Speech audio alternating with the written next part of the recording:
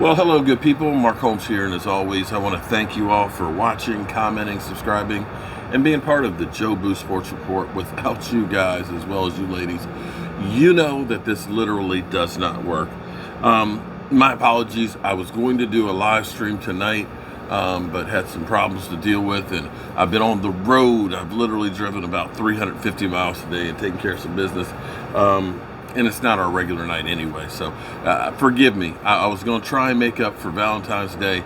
You know, yesterday was about the ladies, and I didn't do my Monday show and so on, and had to take care of this business and working on getting my building permit for the red brick house, because we're going to start working on that real soon. I got to do a little bit more work to get that together, but that's going to be happening. So it'll definitely be something different for you guys to watch during this off season, because I want to get it done before the regular season gets here again. So, sitting here thinking, when I'm on the road, I get the opportunity to think a lot. And Cameron Billings sent me a tweet. Now, we are currently $21 million over the cap, right? Which isn't as bad as it sounds. You could be the New Orleans Saints that are $74 million over the cap.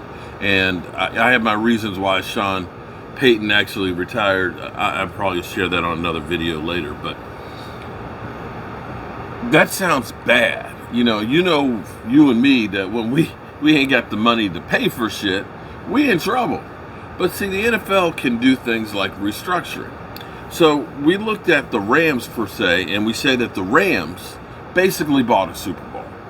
In fact, you can look, knowing that this is a copycat league, that they basically over the last couple of seasons have just bought themselves player after player after player, and saying, damn the torpedoes, full steam ahead. We'll worry about the cap and stuff later on. We won't worry about draft picks. We're going all in, and now they have a Super Bowl. And the thinking is as well, they don't have a pick until the 5th round next year. They're $17 million over the cap. They can't do anything. How are they going to keep the team and stuff together? Odell Beckham Jr., he's a free agent. Von Miller's a free agent, and so on. Well, one thing is, when a team does well, veterans sometimes say, you know what, I'm really happy about being here because we just won, and let's run it back. That's what happened with Tampa Bay.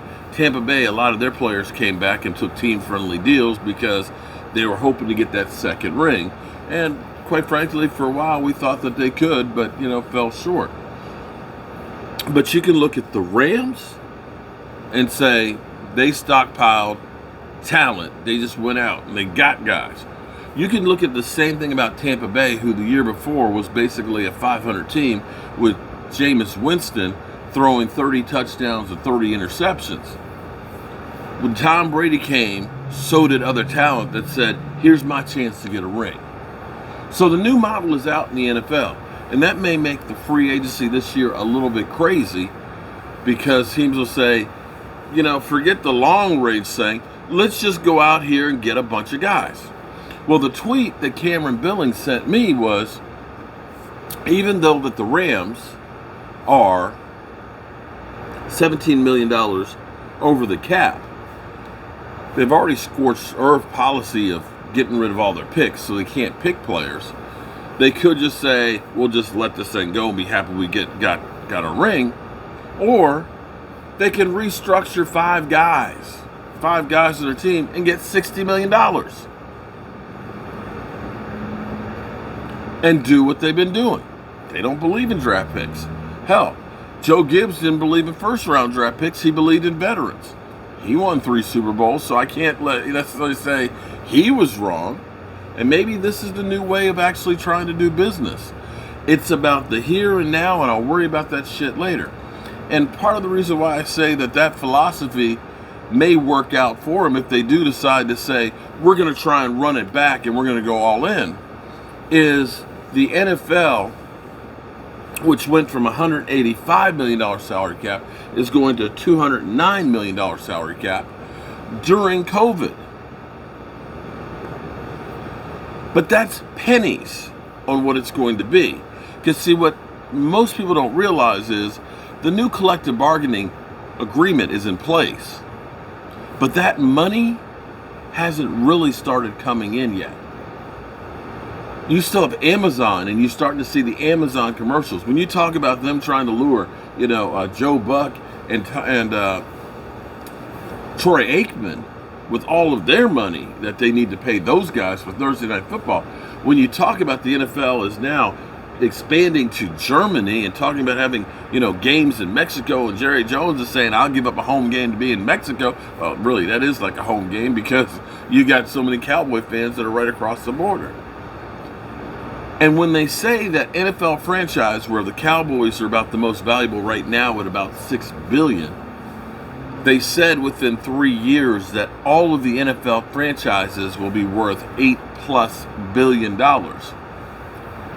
Kicking the can down the road may not be the worst thing right now. Yes, you don't really want to be in cap hell, but if you know that the salary cap during this COVID year right now, before all the new money comes in, plus the way gambling is going like crazy, every day I see a new app that's out there, from Caesars, MGM to Win, Book, Bet USA, and all these other, everybody, it's all of a sudden it's like the gold rush of apps for betting. All this money is going to be coming around. So yeah, maybe the salary cap is $209 million. Maybe you kick $40 or $50 million down the road for the following year. But guys, the salary cap just went up $25 million. $25 million during a pandemic. Viewership was through the roof. Through the roof. The new television contract money hasn't even started being counted.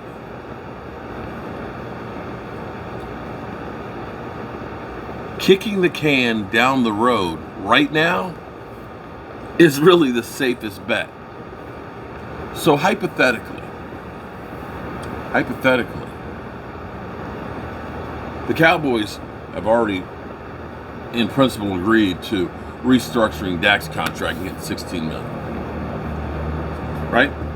That only gets us about 5 away from being at least even. Let's say you take Amari Cooper, who's scheduled to make 22, and you restructure his deal. Well, guess what? You can get about another $15 million right there if you say, you know what, we want to hold on to that guy.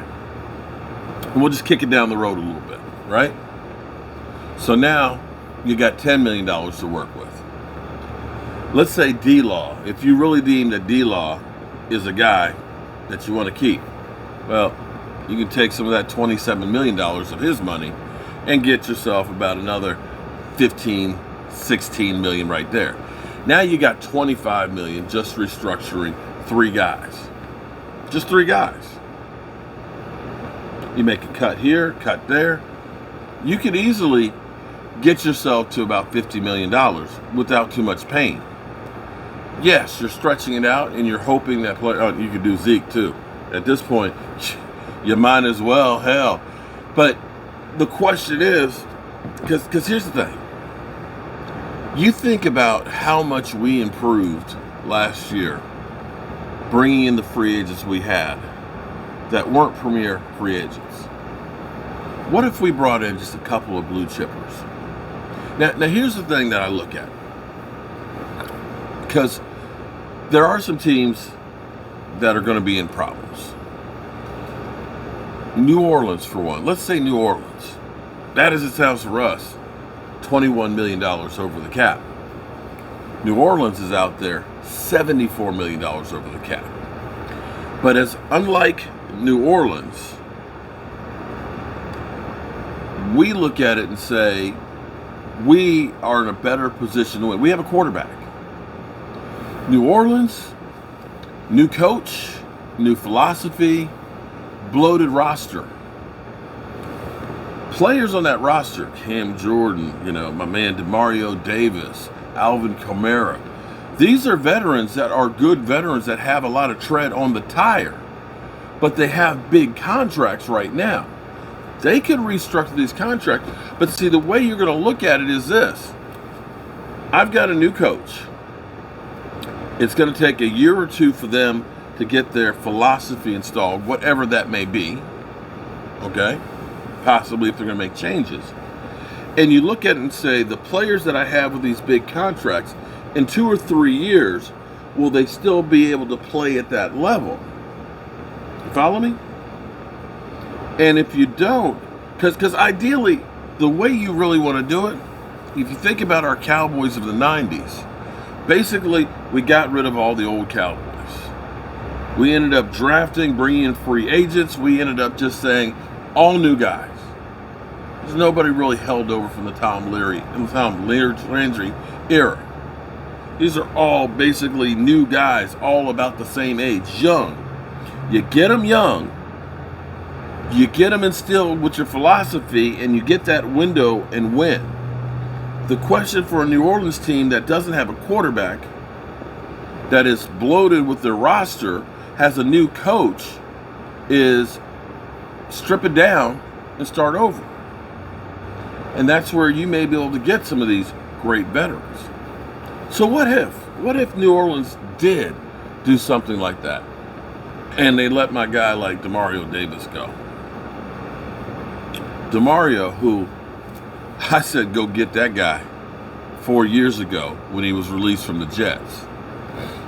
Demario's had at least 105 tackles and at least 3 sacks every season the last 4 years and has missed 0 games. Could you imagine this defense if you got somebody like that to play your middle linebacker and then put Micah on the edge?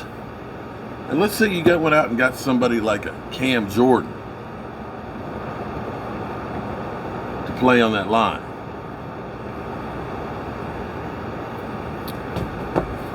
That's what I'm talking about when you say buy a Super Bowl. If Jerry Jones is truly all in on winning a Super Bowl, if you're all in that I got to win the Super Bowl right now, I'm running out of time, there's no excuses, then what you do is you mortgage the future, which is going to be, it's like real estate right now. It's averaging about 10% growth right now a year. Hell, seems like every week a house in my neighborhood is selling for, more than the last one did. And they ain't staying on the market long either. Knowing that the market, the dynamics for the market are for steady growth to go through the roof, guaranteed, then you say, damn the torpedoes, give me every great player I can get, let me hold on to the ones that I deemed necessary, and let me just kick that goddamn can down the road and we'll deal with that shit down there. Because that's the bottom line. This is the new gold rush for the NFL. And there are players out there that you can bring in, because you saw what Dan Quinn did with guys that everybody was kind of like, oh, when we signed them. Imagine if he brought in premier talent. Can the Cowboys buy a Super Bowl? Tampa Bay and the Rams sure did. And nobody's got deeper pockets than Jerry Jones. So, that's what I got for you guys tonight. I know I haven't had too many videos on here today, but, there's really not a whole lot going on at this moment.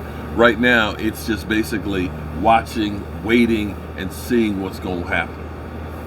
So, I'm a little tired tonight. I'm going to go in here, spend a little more time with the wife, and might go to bed early tonight, because tomorrow's another day to meet new challenges. And I hope and pray. Oh, Amanda Brown, hoping you're feeling a whole lot better. El Boogie, I apologize, El Boogie. El Boogie, I'll be up early tomorrow so you can have your coffee.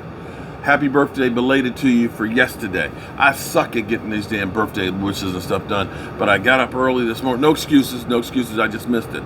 But I was up early this morning to get down the road, and I just forgot the birthday list. So forgive me. Happy belated birthday to L Boogie, whose birthday is on Valentine's Day. All right, y'all. I'll see you, God willing, in the morning. Peace.